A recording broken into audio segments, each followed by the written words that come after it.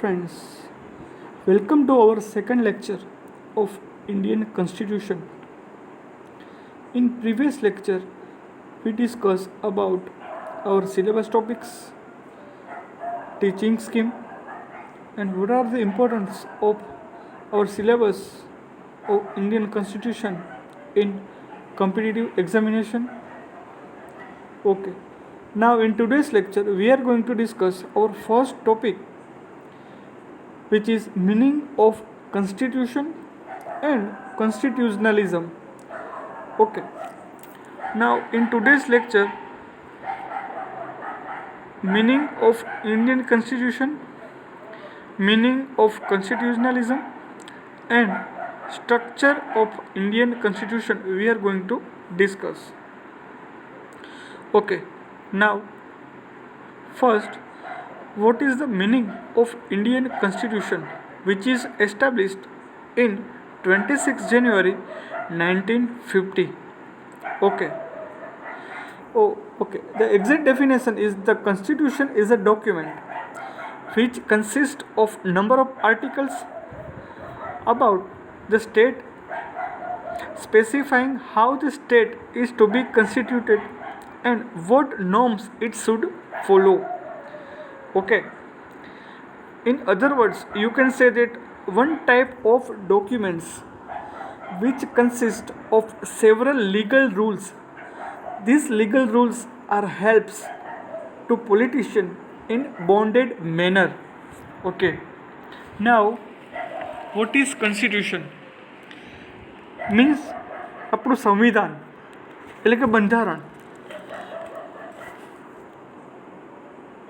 બંધારણ એ દેશનો મૂળભૂત દસ્તાવેજ છે, જે અનુસાર આપણી સરકાર જે દેશનો વહીવટ કરે છે, એટલે કે બંધારણ દેશના લોકોનો અને સત્તાધીશોને કેટલાક રાઇટ્સ એટલે કે કેટલાક અધિકારોની છૂટછાટ આપે છે અને સાથે સાથે તેમની સત્તાઓ નક્કી કરે છે. એટલે કે એ એવા પાયાના નિયમોનો સમૂહ ઉપલબ્ધ કરાવે છે કે જેથી લોકોને રાજ્યો ઉપર ટ્રસ્ટ બની શકે, એટલે કે વિશ્વાસ બની શકે. અને સાથે સાથે સત્તાની રૂપરેખા ઘડી આવે છે કે સત્તામાં નિર્ણય લેવાની શક્તિ અને તેનો અમલ કરવાની શક્તિ તથા તેને અંતર્ગત ન્યાય તથા તેના ઉપાયની વ્યવસ્થા કરે છે. મીન્સ કોન્સ્ટિટ્યુશન જે છે એક પ્રકારનો લોસ છે કે રૂલ્સ એન્ડ રેગ્યુલેશન, કે આપણા પોલિટિશિયન, આપણી local self government, Indian government જે એને અનુસરીને આપણા રૂલ્સ એન્ડ રેગ્યુલેશન નક્કી કરે છે અને એના આધારે આપણી ગવર્મેન્ટ જે છે એને ફોલો કરે છે. Okay. The constitution is the supreme law of the land. Okay. All other laws have to confirm the constitution. Means આપણે કંઈ નવો કાયદો અમલમાં લાવવો હોય, બરાબર છે, તો આપણા જે કોન્સ્ટિટ્યુશનના લો છે એને આપણે ફોલો કરીને જ લાવવો પડે છે. અને એ નવા લોને મંજૂરી આપવાનું કામ જે આપણી પાર્લામેન્ટરી એટલે કે સંસદ જે છે આપણી લેજિસ્લેટિવ એ કામ કરે છે.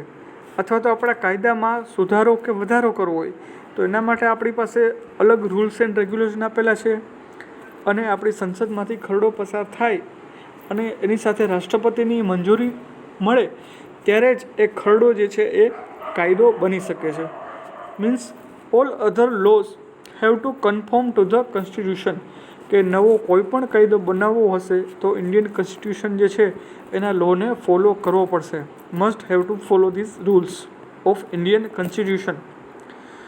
The constitution contain laws concerning the government and its relation with the people. Okay.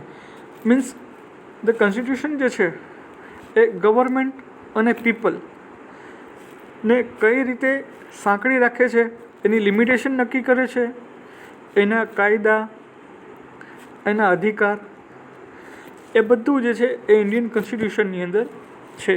Any limitation, એના રૂલ્સ એન્ડ રેગ્યુલેશન, એ બધું ઇન્ડિયન કોન્સ્ટિટ્યુશનની અંદર છે કે જે આપણે બધા ફોલો કરીને આપણે ચાલવાનું છે. Okay. Now okay, what is the constitutionalism? It is a one type of a ideology one type of ideology. It is not for a single person. It is for our whole country. Okay, constitutionalism જે છે એ આપણા કોઈ એક માટે નથી, એ આપણી hall country માટે છે. મીન્સ આપણી પાસે બિલીફ્સ છે, આઈડિયાઝ છે, આપણી પાસે ફંડામેન્ટલ રાઇટ્સ છે, ગોલ ટુ બી અચીવડ, કે આપણો ગોલ શું છે, આપણા મૂળભૂત અધિકારો કયા છે, આપણો જીવન જીવવાનો અધિકાર છે, આપણી પાસે સમાનતાનો અધિકાર છે, આપણી પાસે અલગ અલગ જાતિના ધર્મના લોકોને પોતપોતાનો ધર્મ પાળવાનો અધિકાર છે. બરાબર છે. તો આ બધા લોસ જે છે એ આપણે ફોલો કરીને ચાલવાના છે. બરાબર છે. એટલે આપણે કહી શકાય કે કોન્સ્ટિટ્યુશન જે છે એક પ્રકારનો પાર્ટ કહી શકાય. These are the principal which bond the political power. Means political power જે છે એના માટે આ બોન્ડેડ પ્રકારનું કામ કરે છે કોન્સ્ટિટ્યુશનલિઝમ. ઓકે, મીન્સ અલગ અલગ પ્રકારના આઈડિયાઝ, ફંડામેન્ટલ રાઇટ્સ, પાર્લામેન્ટરી, બરાબર, ફેડરલ ગવર્મેન્ટ, ગોલ ટુ બી અચીવડ. આપણી પાસે ઘણા બધા રાઇટ્સ આપણી પાસે છે. એ પોલિટિકલ પાવર જે છે એને બોન્ડેડ કરવાનું કામ કરે છે. Now we have written constitution, also we have fundamental rights, parliamentary. Also we have flexible constitution which makes constitutionalism. Okay, આ બધા રૂલ્સ જે છે અલગ અલગ પ્રકારના રૂલ્સ, એને આપણે કોન્સ્ટિટ્યુશનલિઝમ તરીકે આપણે ઓળખી શકીએ છીએ. બરાબર કે એટલે કે કોન્સ્ટિટ્યુશનલિઝમ જે છે એ વન ટાઈપ ઓફ આઈડિયોલોજી એવું કહી શકાય. ઓકે, ના hope you can understand difference between constitution and constitutionalism. બરાબર. Now next is structure of Indian constitution. Okay, there are totally 3 parts. Our constitution is divided. First one is the legislature, means parliament, એટલે કે ગુજરાતીમાં આપણે વાત કરીએ તો કે ધારાસભા. Next is the executive, એટલે કે કારોબારી. Third one is the judiciary. Okay, આપણું ઇન્ડિયન કોન્સ્ટિટ્યુશન જે છે એ મેનલી 3 પાર્ટની અંદર ડિવાઈડ થયેલું છે. એટલે કે the legislative, the executive and the judiciary. કે ધારાસભા, કારોબારી અને ન્યાયતંત્ર. આ 3 આપણા બંધારણના 3 સ્તંભ જે છે એ કહી શકાય. ધારાસભા શું કરે છે તો કે ધારાસભા કાયદો ઘડવાનું કાર્ય કરે છે. ઓકે, ધારાસભા કોની વચ્ચે હોય તો કે જનરલી સેન્ટ્રલ ગવર્મેન્ટ અને સ્ટેટ ગવર્મેન્ટની વચ્ચે, એટલે કે કેન્દ્ર અને રાજ્યની વચ્ચે ધારાસભા હોય છે. એટલે કે કાયદો ઘડવાનું કામ કરે છે. Okay, parliament. એના પછી નેક્સ્ટ જે છે ધ એક્ઝિક્યુટિવ, મીન્સ કારોબારી. કારોબારી એટલે કે કાયદાનો અમલ કરવો અથવા તો કરાવવો. ઓકે, તો એના માટે ધ સ્ટેટ લેવલ અને સેન્ટ્રલ લેવલે પણ 2 પાર્ટ્સ હોય છે. એટલે કે આપણો કાયદાકીય અને વહીવટી વડો. કે આપણો કાયદાકીય અને બંધારણીય વડો જે છે એ આપણા પ્રેસિડેન્ટ એટલે કે રાષ્ટ્રપતિ ઓળખાય છે, અને વહીવટી વડા તરીકે આપણા વડાપ્રધાન તરીકે ઓળખાય છે. એ જ રીતે સ્ટેટ, સિટી, વિલેજ, એ રીતે આપણા બંધારણીય વડા અને આપણા વહીવટી વડા એ અલગ અલગ કામ કરે છે. બરાબર છે.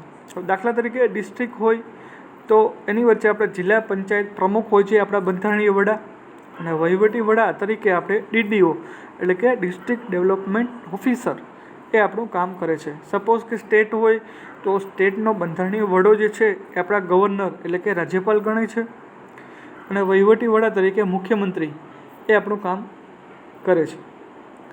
હવે દાખલા તરીકે વિલેજ હોય તો એની અંદર તાલુકા પંચાયત પ્રમુખ હોય છે, તો એની અંદર વહીવટી વડા તરીકે તાલુકા ડેવલપમેન્ટ ઓફિસર એટલે કે TDO, આ તમે નામ સાંભળેલું હશે, હોય છે. બરાબર.